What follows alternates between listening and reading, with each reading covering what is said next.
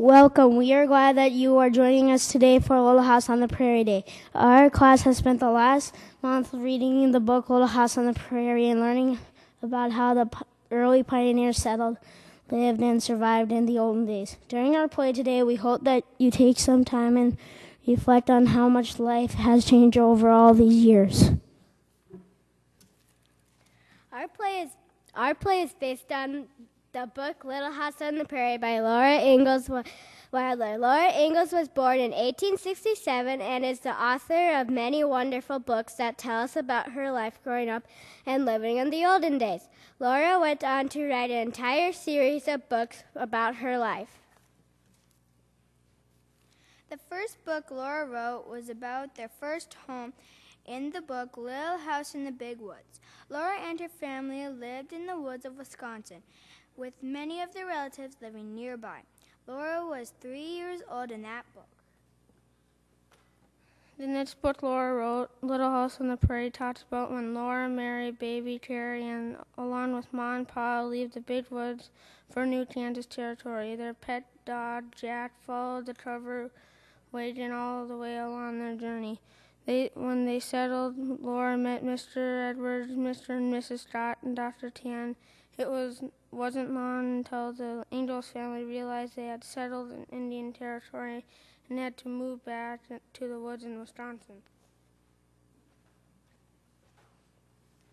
The third book of the series describes Almanzo Wilder, birthplace and child. Almanzo eventually becomes Laura's husband. The story of the Ingalls family at Walnut Grove is told in the book, On the Banks of Plum Creek. Laura and Mary spent a lot of time playing by the creek each day as they grew up.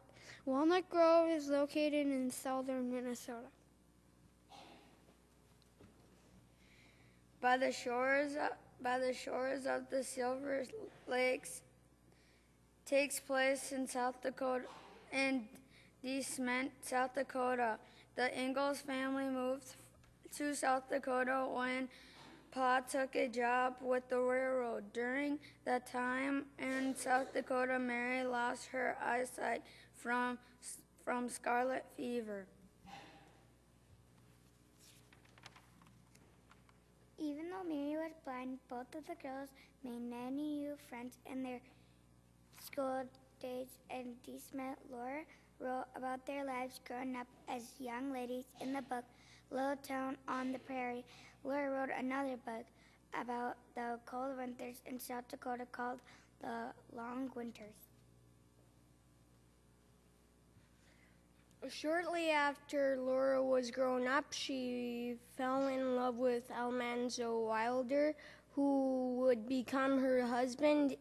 In the book, these happy golden years, Laura and Almanzo had many wonderful times in their early years of marriage, including the birth of daughter Rose Wilder. Tragically, the last book of the series was published after Laura died in 1957.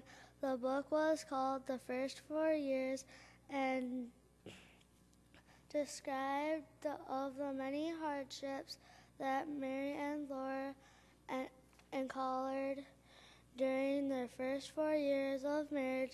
Now we would like to present a short play based on the book we recently finished reading, Little House on the Prairie.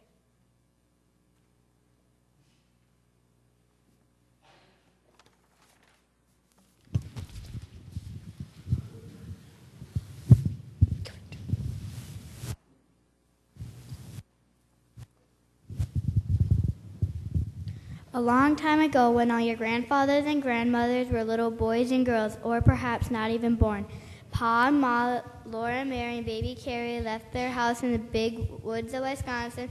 They drove away and left their house lonely and empty in the clearing of the big trees. They would never return to the little house again. Caroline, I've decided we should go and see the West. Oh, Charles, must we go now when it is so cold outside and the house is so snug and comfortable? If we're going this we must go now. We can't get across the Mississippi River after the ice breaks up this spring. So Ma got Laura and Mary up early the next morning and dressed them warmly for their long trip through the cold.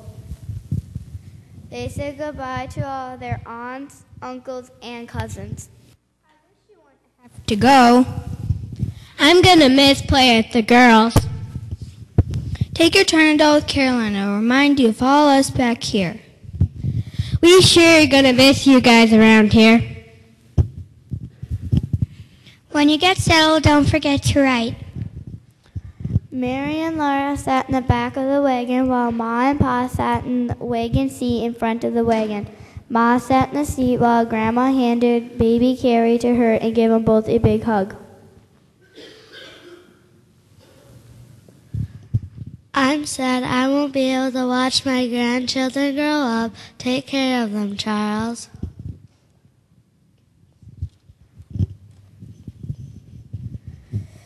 Their faithful dog Jack followed behind. It was a long way to the new territory. They traveled during the day, and at night they made a camp.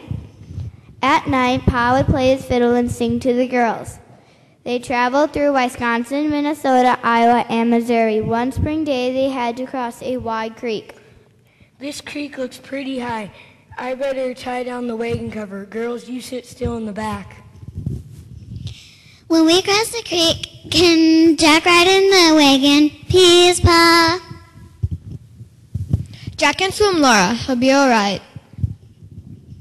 So Pa tied down the wagon cover, and they began to cross the creek. But as they crossed the wide creek, they were in for a big surprise. The water was much deeper than Pa had thought. It was so deep the wagon wheels came off the creek bottom, and the wagon started to float down the river. Quick, Caroline, take the reins. It's a lot deeper than I thought. The horses need help getting across the river. Pa jumped into the water and helped the horses cross the creek. Pa, that was a close one. I was really scared for a minute, Pa. I've never seen a creek rise so fast in my life.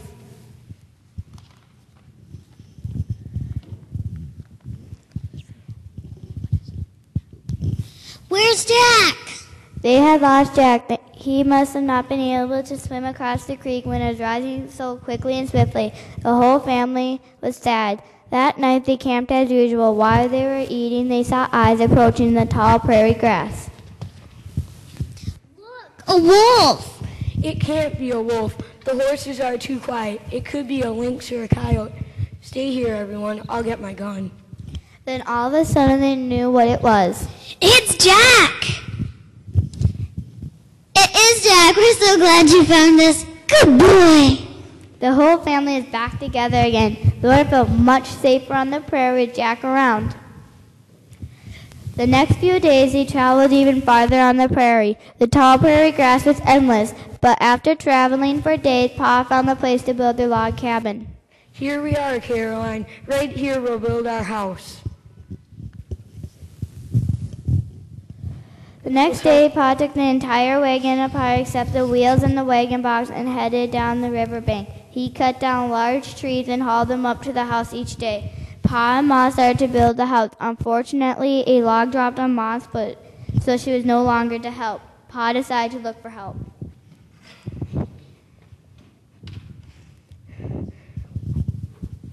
We have a neighbor. His name is Mr. Edwards. He'll help me with work on the house, and then when we're done, I'll help him with work around his house.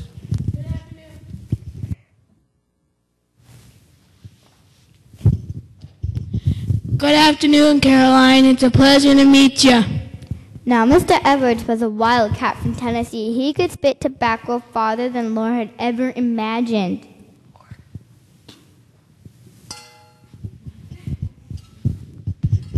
Well, that's awesome. Here, let me try. Edwards! Early the next morning, Mr. Edwards and Pa continued to build the log cabin. They were fast workers, and in just one day they had all the walls up. That night, Ma asked him to stay for supper. They were having stewed jackrabbit with dumpling and gravy, cornbread with molasses, and of course a treat for the girls, store sugar. Mr. Edwards, will you please stay for supper? I should go home, but by golly, I guess I could stay for supper. Besides, I love jackrabbit stew. Yes, sir, Edwards. I do declare we did a good job today. A hard day's work deserves a working man's meal. So Mr. Edwards stayed for supper. After supper, Pa pulled out his fiddle.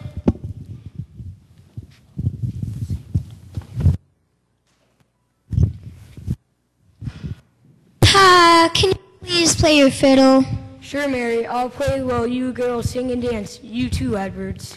So they all sing along with Dad playing the fiddle. They also dance. This is one of the songs that they sang.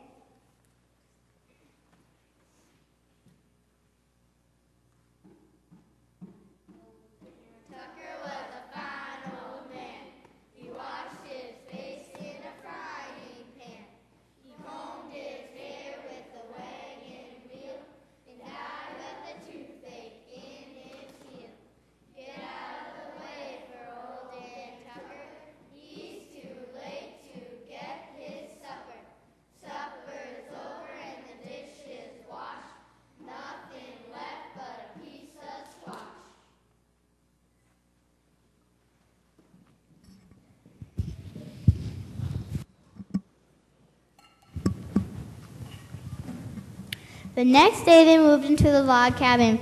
Pa stretched the wagon canvas over the roof of the house so the rain wouldn't bother them any longer.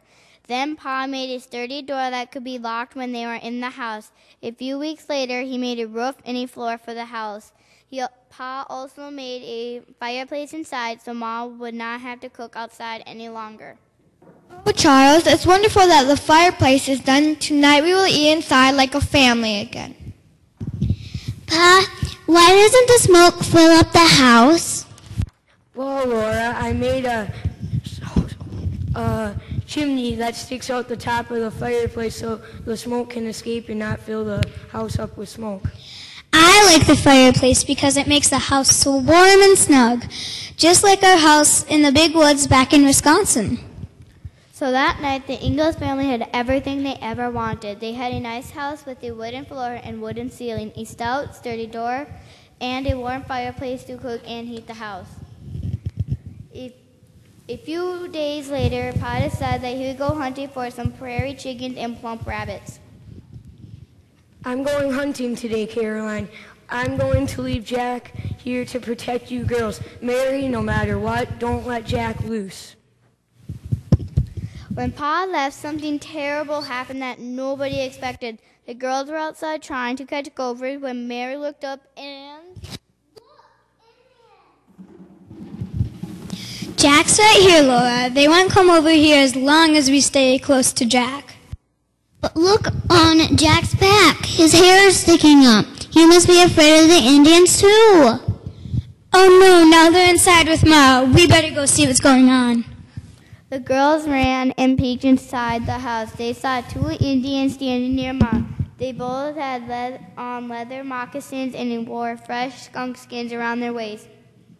Ma didn't know what to do, so she offered them both fresh baked cornbread. Luckily, the Indians left after they ate, but the smell of the skunk stayed.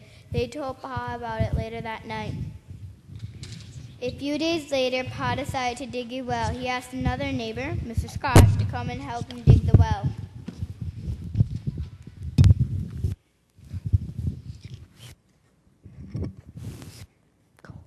Ingalls, as soon as you are finished digging your well, we'll head to my place and finish digging mine. Deal? That's more than a fair trade, Mr. Scott. A hard day's work from one deserves a hard day's work from another. Every morning before going down into the hole in the ground, Pa would send down a lit candle in a bucket to see if there's enough oxygen in the hole to breathe. One day, Mr. Scott did not send down a candle before jumping in the deep well and fell unconscious. Pa jumped into the well to save him. Well, I thought what you were doing with the candle was senseless, but now I understand if you put the candle down there and it burns out, that means there's not enough oxygen down there to causing you to pass out. Do you think you should continue digging when it's so dangerous? Well, good thing. Well, I know a lot more about digging a well now since you have such a smart man like Ingalls around.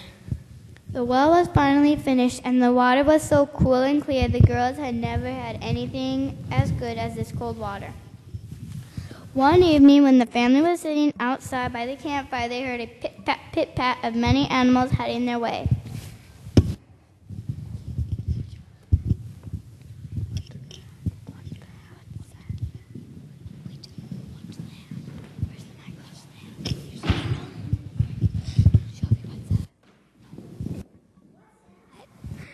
It must be cavalry heading north to Fort Dodge. The next morning, cowboys came to Pa to see if he could help them for a short while. I was just wondering if you'd be willing to help us keep the cattle out of the feed. It's been a long journey and we need a day of rest. In trade we'll give you a gift of the week. And we might even spare a newborn calf. The calf will probably have to stay with its mother.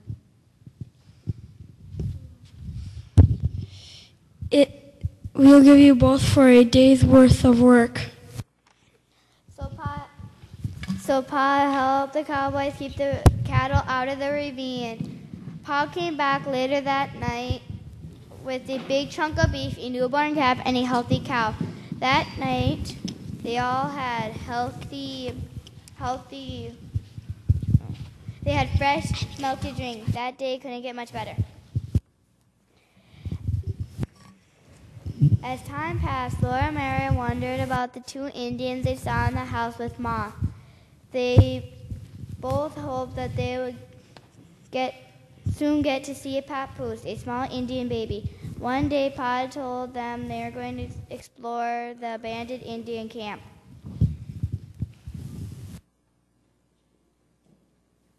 Look, Pa, moccasin tracks and rabbit bones. And look at all these beautiful beads over the ground. Can we take some? So Mary and Laura collected lots of colorful beads all over the ground. By the time they were ready to leave, both girls had more than a handful of beads. Later, when they got home, they showed Ma the beads. Look, Ma, look at all these beads we found. Oh, they're just beautiful girls. What are you going to do with them? I'm going to share mine with baby Carrie.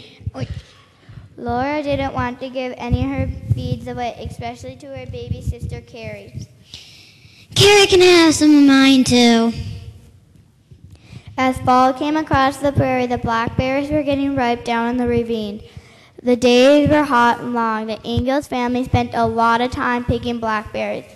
They were bit by millions of mosquitoes. Their bodies were covered with mosquito bites, and Laura and Mary did their best not to itch them. A few days later, after the blackberries were all picked, the whole family became ill. They had to stay in bed for an entire day and did not have enough energy to move around at all. After many days in bed, they received help from Dr. Chan and Mrs. Scott, their neighbor. Drink this water, Mary, and eat to drink as much as you can, my dear. Open up, Laura. This medicine will help you feel better. You just rest, Caroline. I'll stay here until you're up and feeling better. You folks are lucky Mr. and Mrs. Scott came and found you when they did. This high fever is extremely dangerous if not treated with medicine soon. As the days passed, the Ingalls family started to feel better. Mrs. Scott came by each day to check how they were doing. In a few days, the entire family was up and moving around and were not sick any longer. Caroline, I don't think you should eat any more of that watermelon you picked at the creek bottom the other day. I think that's what made you sick. I don't think it was watermelon that made us sick, Mrs. Scott. I don't know what else it could have been. You haven't eaten the blackberries yet.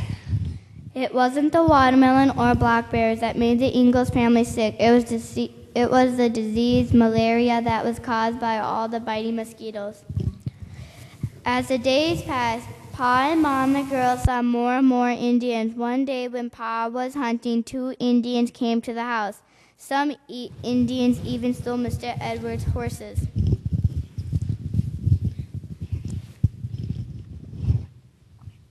Look, those Indians are up by the house. They're taking all of Mom's cornbread and Pa's tobacco pouch. Oh no, now they're taking all of Pa's furs. We better go take a look.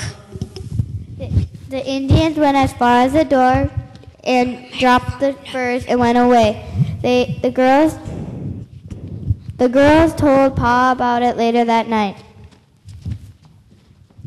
Winter was coming soon, and Pa continued to hunt the animals with warm furs. He would take some of the furs to town to trade for supplies for the winter. Other furs would be used to make hats and warm clothes. So Pa loaded up some furs and headed out for Independence. It would take him 2 days to get there.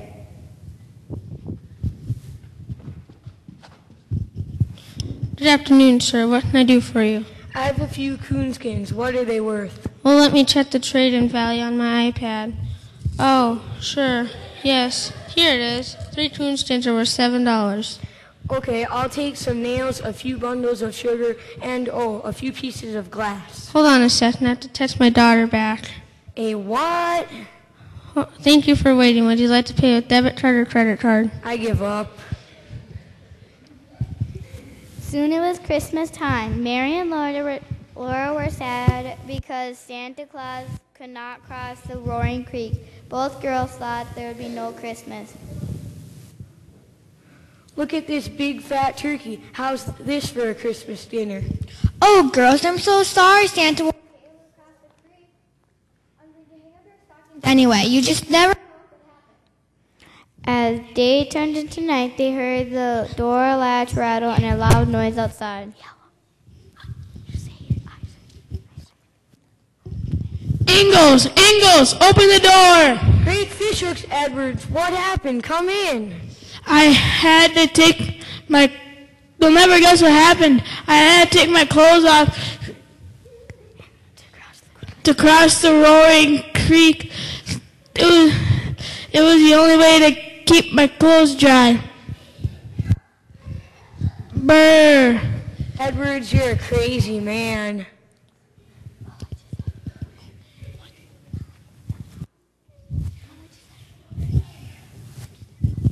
I just had to get over here and deliver these presents to Laura and Mary.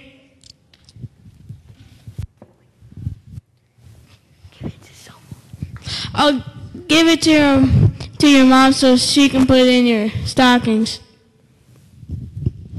You saw Santa Claus? What did he look like? Did he say anything?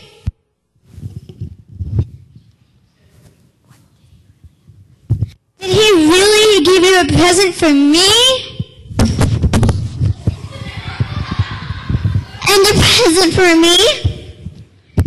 Wait a minute. I knew at the Roaring Creek that, the Rising Creek, that man like Santa Claus could not be able to cross the creek because he's old, because he's fat, because he's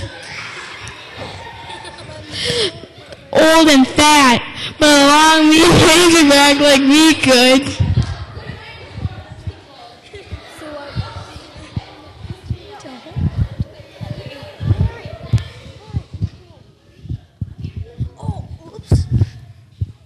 In the cold? In the rain? Wait a minute.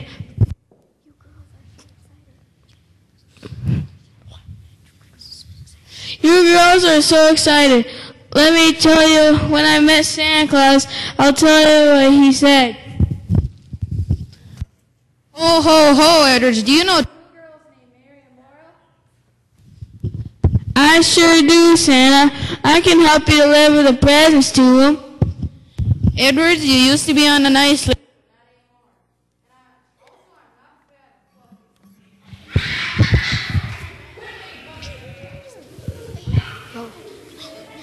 Give it to Madeline. You may look now, girls.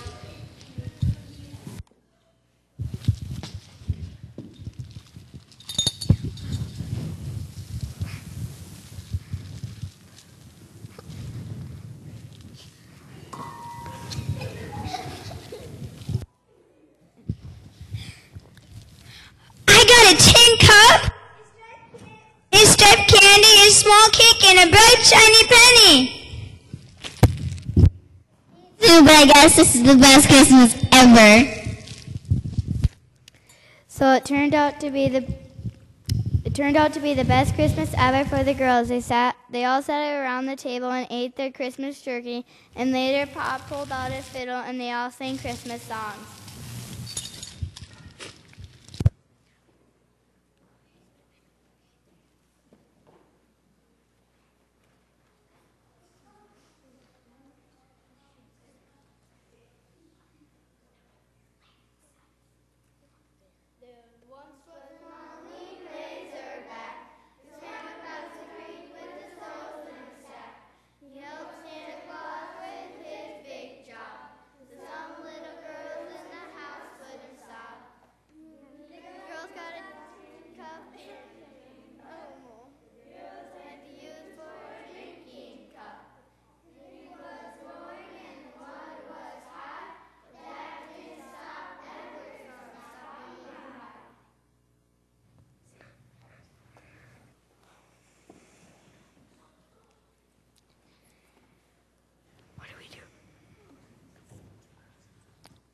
Spring came to the prairie, and as the snow melted, Pa heard the government was going to move the white settlers out of the Indian territory.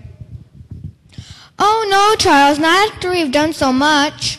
I don't think it will happen. They always let the white settlers keep their land. They'll make the Indians move on again. The Ingalls saw more and more Indians and heard a lot of war cries and jamborees. The Indians were now everywhere, and the Ingalls family was scared to even go outside during the day. Jack, their friendly dog, was always attention and ready to attack anyone that came near the house. Eventually, the Indians rode away, but Pa was wrong about the white settlers being allowed to stay. Ingalls, the soldiers are coming to force us out of this great prairie. I won't let them force my family to leave. I'm going before they get here. Here, Mr. Scott, take the cow and calf. I won't be able to bring them where I'm going. Where do you reckon you'll be heading to, Charles? I suppose we'll head back to Wisconsin and the big woods. So Pa shook hands with Mr. Edwards, who was going to leave the next morning. Mr. Scott was planning to stay until the soldiers arrived to help him move out of the Indian territory. Is Mr. Scott going to stay here all by himself? Darned if I know, Caroline, but we're going. There are too many Indians here to stay. This is a great place to live in, but we have to leave. After breakfast the next morning, Pa and Ma packed the wagon. At noon that day, Ma took cold cornbread and meat from the food box, and they all ate sitting in the clean grass in the shade of the wagon. Later that night, Pa took out his fiddle and played Old Susanna.